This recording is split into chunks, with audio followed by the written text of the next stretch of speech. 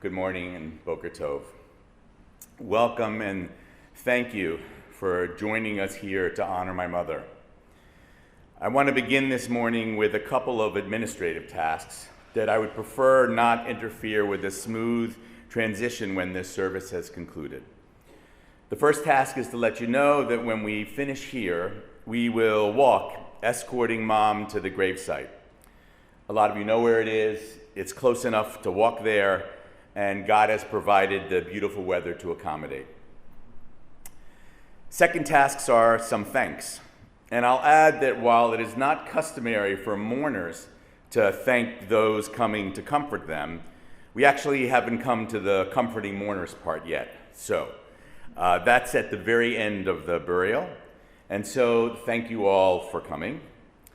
And another thank you that I want to say at this point is in the realm of allowing us to reach this moment.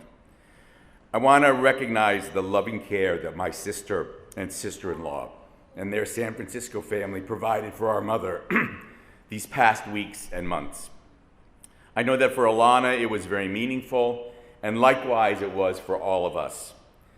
And a heartfelt and literal honorary mention to our nephew Desmond.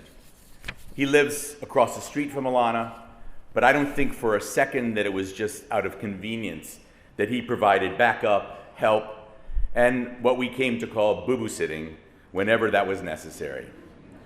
Thank you, Desmond. You have earned a special place in our hearts.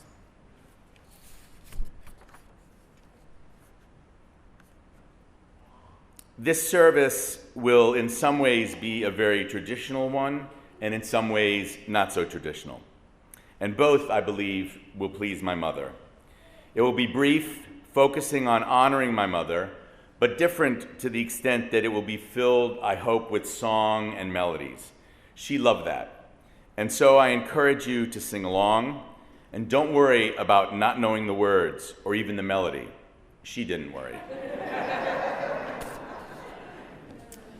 And finally, I want to acknowledge that it is not really customary for one of the mourners to be officiating at his mother's funeral. It's not unheard of, but it was my mother's request. Apparently, she was a big fan.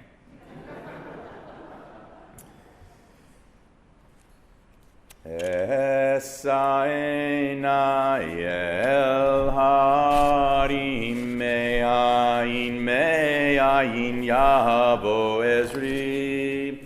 Esaena el harim me'ayin yavo ezri. Ezri me'im Adonai. Ose shamayim v'haaretz, Ezri me'im Adonai. Ose shamayim v'haaretz. I want to read a little bit from the book of Kohelet.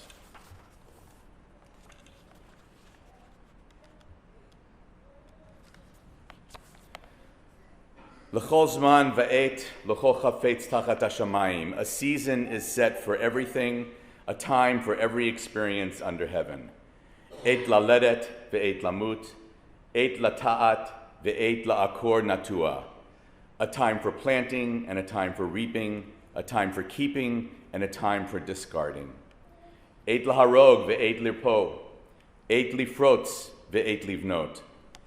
A time for loving and a time for hating, a time for embracing and a time for refraining. Eit lishmor ve'eit lahashlich, eit likroa ve'eit litpor. A time for dancing and a time for wailing, a time for birthing and a time for dying. Eit lehaho ve'eit lisno, eit milchama ve'eit shalom. A time for speaking and a time for silence, a time for seeking and a time for losing.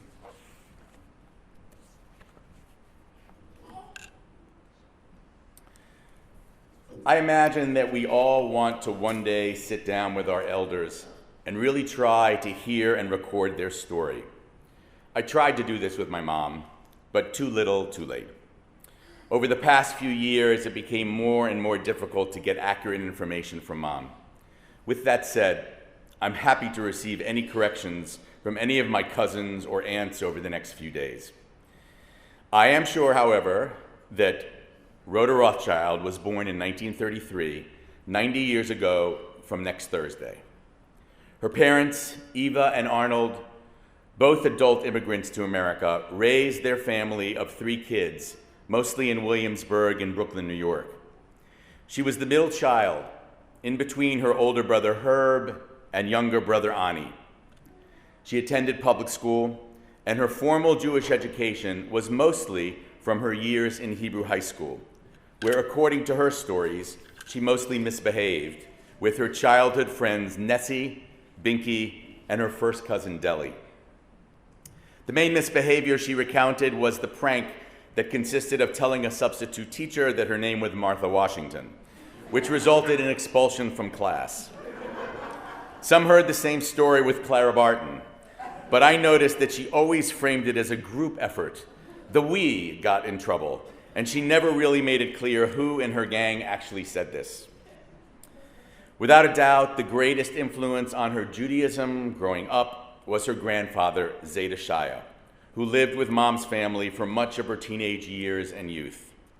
It was from Zeta Shaya that she learned, or maybe I should say absorbed, much of her religious observance. Her life took a big turn when, somewhat incredibly to me, her parents chose to allow or encourage or send her to Israel for a year in 1950. This was not only way before the idea of what we now call a gap year was even conceived, but it was to an Israel that was only 2 years old, a barely secure and hardly developed Israel. Though not part of the Habunim youth movement, she became a member of the first Habunim workshop. Though I'm sure that this year was an enrichment of her Zionism, the other thing that happened that year is that she met my father. At first, from his help fixing a broken shoe, as the legend goes. They returned from Israel and they married in 1954. In connection to my father being stationed in the Army at Fort Belvoir in Virginia, they established a household in Lorton, Virginia. Mom was a trained teacher with a claim to fame of having taught preschool David Eisenhower, son of President Dwight Eisenhower. Living in Lorton, Virginia, they had Michael in 1957, Kevin, me in 59, Alana in 1962, and I promised Dubby that I would say they finally got it right and had him in 1964. While in Virginia, Mom and Dad were instrumental in founding Olam Tikva, a synagogue in northern Virginia. In 1965, they moved to Bowie, Maryland, where we all grew up through most of our high school years. They were very active and involved members of Neve Shalom in Bowie. In 1980, Rhoda joined Ron, who had been in Israel already for a couple of months, and they eventually moved from Eilat to Talpiot Mizrach, an area of Jerusalem. Once again, very active and involved members of their synagogue in Israel, Moreshet Avraham. They moved back to America in 2008. Sometimes as a child, and even as an older adult, it is difficult to know what kind of married couple your parents were. But my memory of my observations is nothing but love, caring, tenderness, and collaboration. There was no anger, no ill treatment, and nothing but mutual encouragement and support for what each of them wanted to do. They were kind and affectionate, and I hope that I have learned and inherited much of this. As much as our mother's role as a married woman in the 1950s might have been different than what we might think of for ourselves, I never got the impression that Mom was anything but willing and enthusiastic about being married to my father. In a sense, I would say that my mother was married to my father not for the 54 years until his death, but rather the 70 years until her death. After 2008, when Dad died, it was one of my frustrations in life that I was never able to get her to create a new life, chapter 2. She just wasn't interested. And perhaps that was because she had found her share, married him, created and lived a beautiful life with him, and was not looking for anything else or any others, not even new life chapters or adventures. But there was another reason why it was difficult to get Mom to build a life for herself, and that was her insistence on worrying about her children. She was nothing short of a fantastic mother, a fan of anything we did, encouraging us and nurturing us. There were strokes of genius in her tactics. Her discipline tactic was just opening up a drawer loudly, one in which we knew were spatulas, with a thinly veiled threat that it would be used to deliver a pachantosis in this age. I don't ever remember or seeing such a pachantosis, but it worked very well for behavior modification.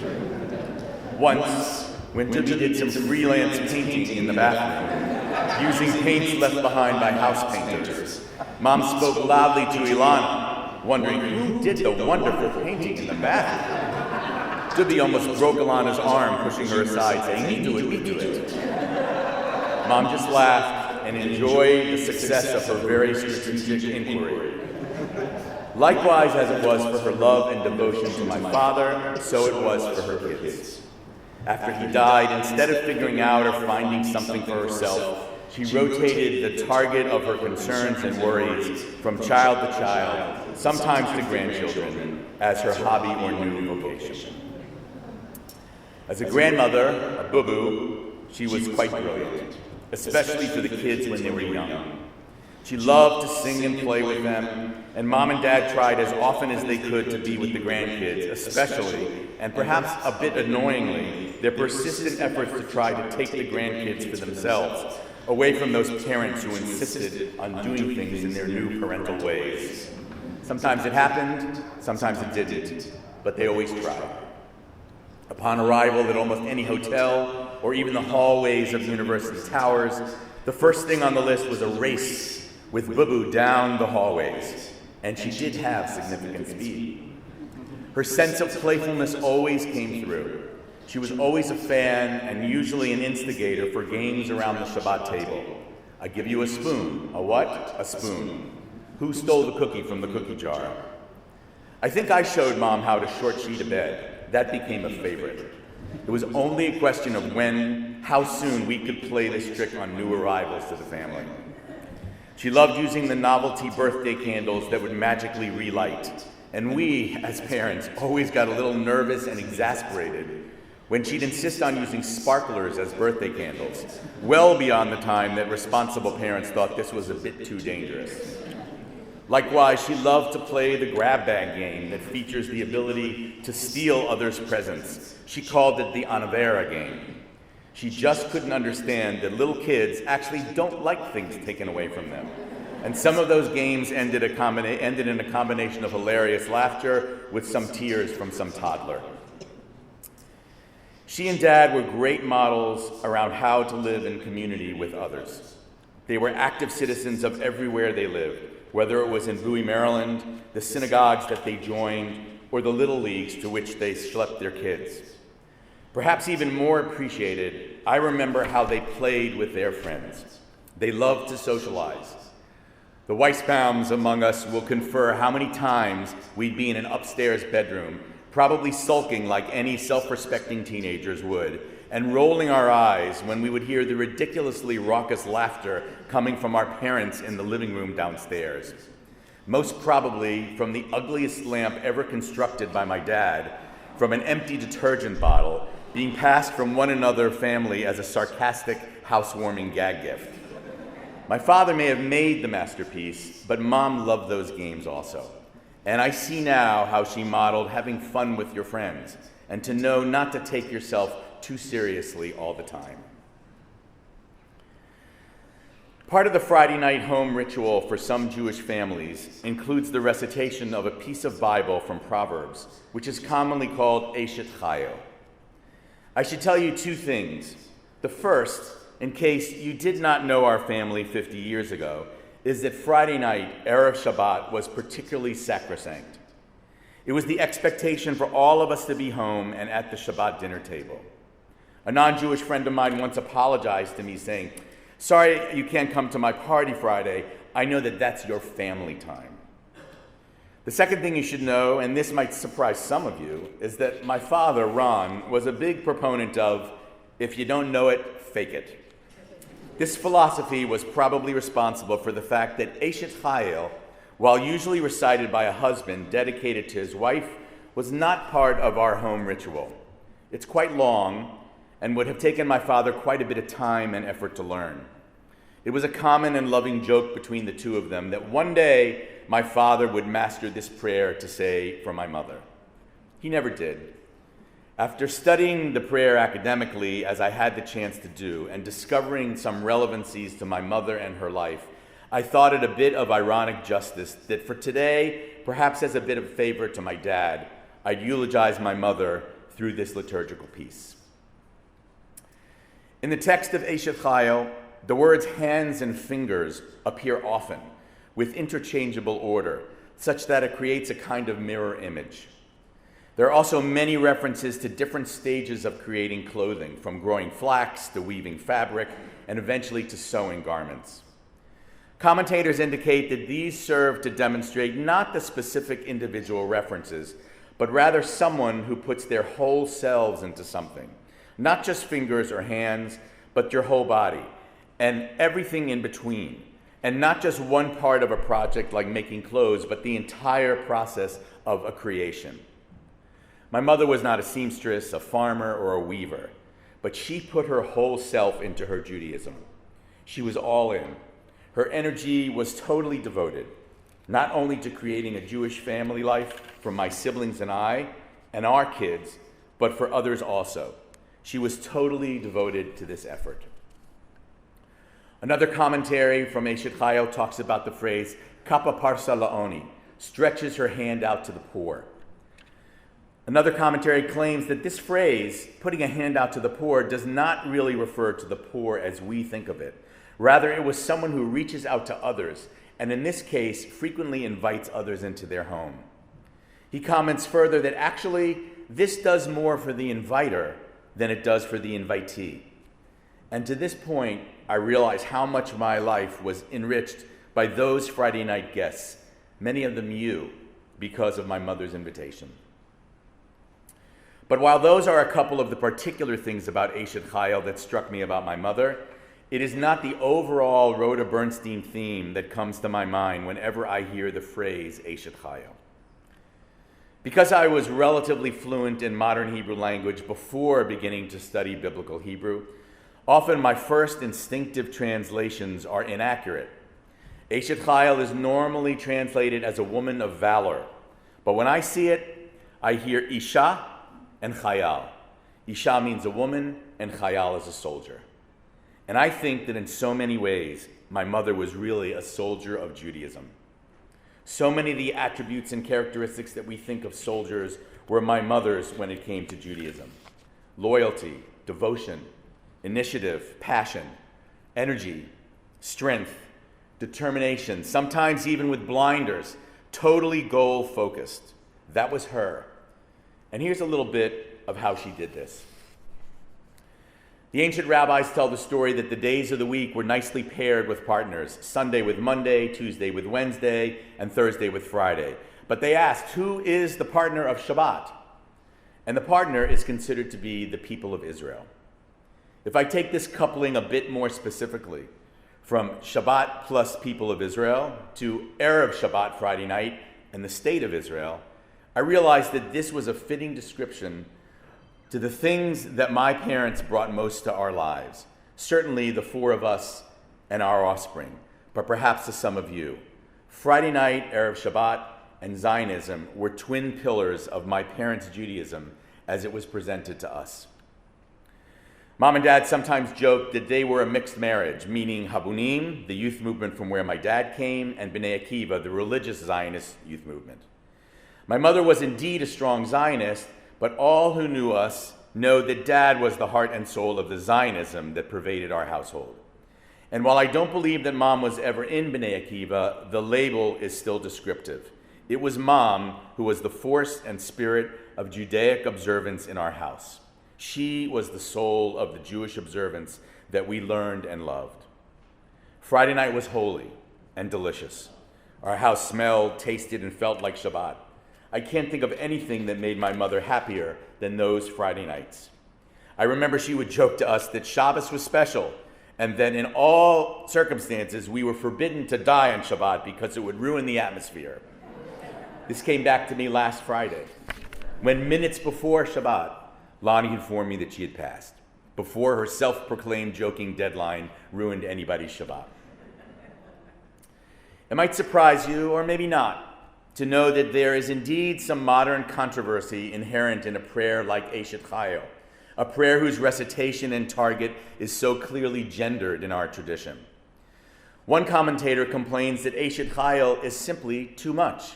It paints the picture of a Jewish mother as what we would call a supermom. In its cultural world, the Eshet Chayil does the cooking, does the sewing, the cleaning, and works to feed the family so that Dad can study Torah. This modern commentator feels that expecting so much from Jewish women ends up producing smaller families of Jewish people and is therefore a threat to the continued growth of Jewish population and therefore Jewish continuity. And while Mom might have disagreed with this commentator that this is too high an expectation on women, they certainly agreed on one thing: their commitment to Jewish continuity and the Jewish people. Jewish, Jewish, Jewish. I took Mom to lunch a few weeks ago in San Francisco to a lunch place up the street from Lonnie and Diane's. We sat down to a nice lunch. We had a conversation, and she wondered if we were in a Jewish neighborhood. She then noticed the proprietor of the restaurant, and she asked me in whispering in Hebrew and speaking in Hebrew, "Do you think he's Jewish? Should we ask him?" I told her I had no idea, but I also tried to explain that asking someone what their religion was could be a bit impolite, especially when you first meet them. As we were leaving, he came over. He thanked us for eating there, and probably seeing my kippah, he explained that he was from Jordan and joking that we were neighbors. My mother then instantly blurted out, "Are you Jewish?" Now, this came as no surprise to me. I'd begun to understand how Mom's mind worked, and when she began to lose some of her filters, it became kind of fun to try to guess what she was thinking, what was going on in that head of hers. It was always a good guess that it had something to do with Judaism. Mom, shut your ears for a second. I want to acknowledge that Mom's one-track thinking, always of Jews and Judaism and Jewish, was not always a positive thing. I know that there are those, some of you here, that have been at least put off and sometimes perhaps hurt or insulted by this part of Mom. I remember very clearly one car ride with her and one of my daughters quite a few years ago with a fully cognitive mom, during which it was impossible to get her to admit that Jews were not superior to others. The closest we could get was, "Well, we're not really better, but mostly better." This was probably to the horror of that daughter, but I learned to love her for what she was, and more so to know that this part of her, the intense commitment to Judaism, this soldier of Judaism, was such an important part of what she gave to me and us, and perhaps to many of you. And there was never any intent to insult. She was kind, she was compassionate and welcoming, no matter who you were. During the past weeks, Mom would apparently, according to Alana, sometimes say funny things immediately upon waking up, probably after dreaming. One time she immediately reported to Alana, "There is an afterlife." I too am fairly convinced by other things she would say that she was a strong believer in the afterlife. And because of this, I'll close by turning to her and saying, "Thank you, Mom. Thank you for loving us, teaching us, nurturing us, worrying about us, even over-worrying about us. When you get to where you're headed, please send warm regards to those we miss. Boo-Boo and Zeta, our uncles Herb, Ani, Alvin, and Phil, aunts Alma and Marilyn. With so many of us here together again, please tell Carrie we especially miss him. And give a huge, huge hug to Malik. Dub tells the story of my mom's arrival from Israel to see Dad just before his death. Mom walked in, and even though Dad couldn't really speak, he knew that she had arrived. He puckered his lips, and Mom and Dad gave their last kiss to each other. Dubby remembers it as surreal, and without a doubt, he could tell that Dad was waiting to die until his loving bride arrived. After their embrace, that was it. He only lived for a few minutes more, and he's been waiting patiently ever since. So, Mom, go give another kiss. You're almost there. And add at least one more kiss from all of us to Saba, to Dad, to Ron. Go in peace. We love you.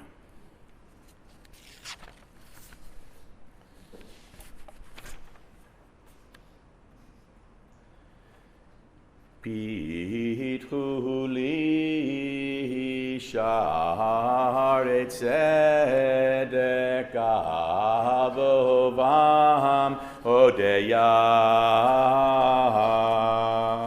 Pitchu li sha'arei tzedek avovam odeya.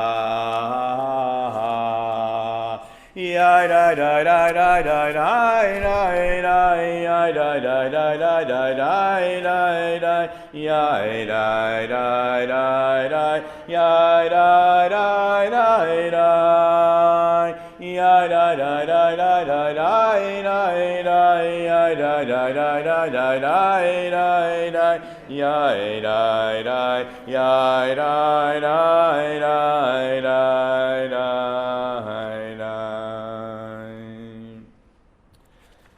I want to offer the El Malay Rachamim. Please rise if you are able, in body or in spirit.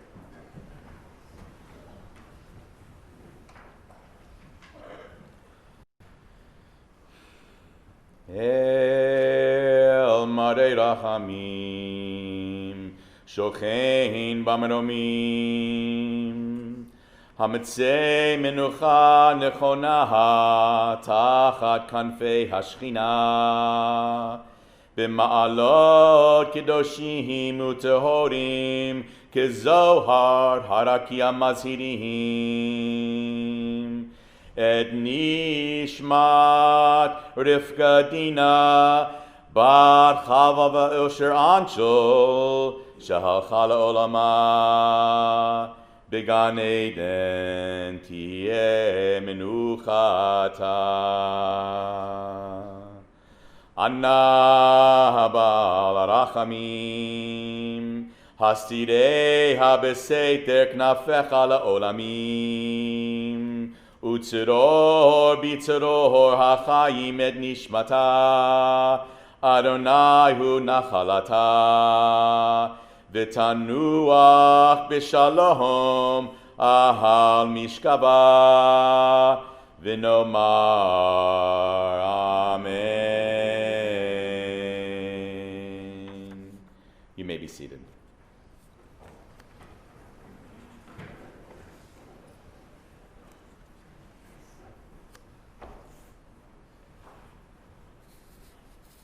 So, in a couple of minutes, we are going to head over to the gravesite. And a couple of notes. It is traditional to follow the grave and to accompany really all through the death and the mourning process with Tehillim, pieces from Psalms. And we're sort of going to do that, but with a couple of exceptions. One is the first thing that I'm going to have sung to my mother is by Shelley and Gary, who lived with them for many years. It is their custom to say Eshet Chayil, and they know it much better than I do. So we will start with that, even though that is not one of the Tehillim. It's from Proverbs.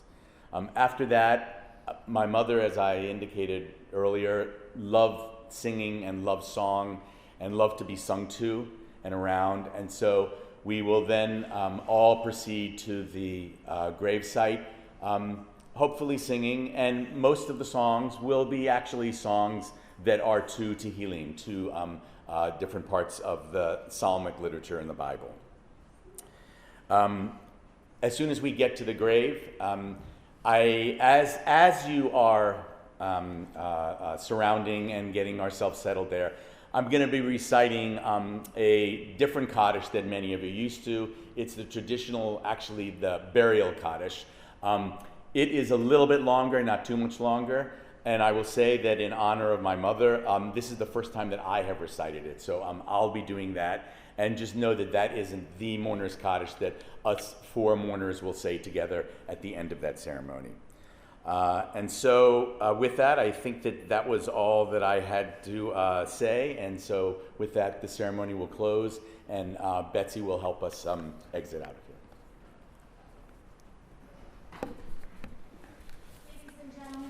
I mentioned, we will now be proceeding to the grave portion of the service.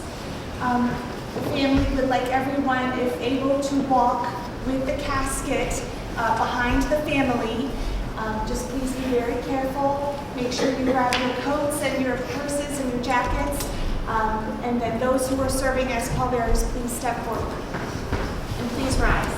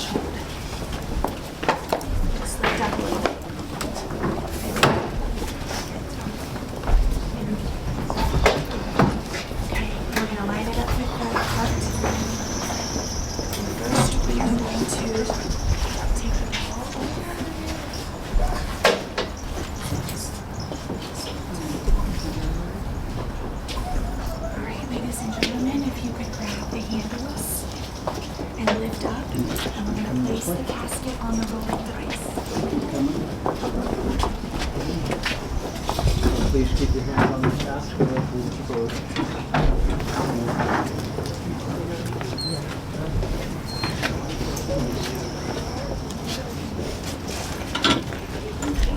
Just give me 1 second.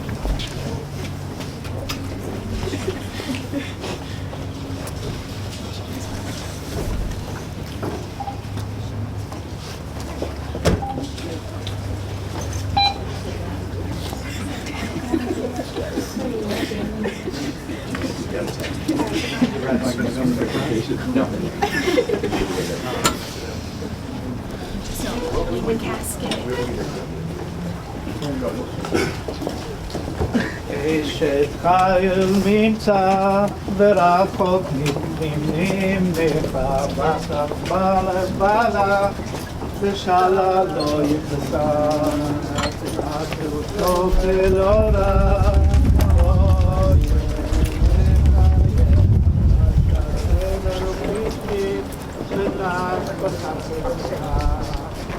I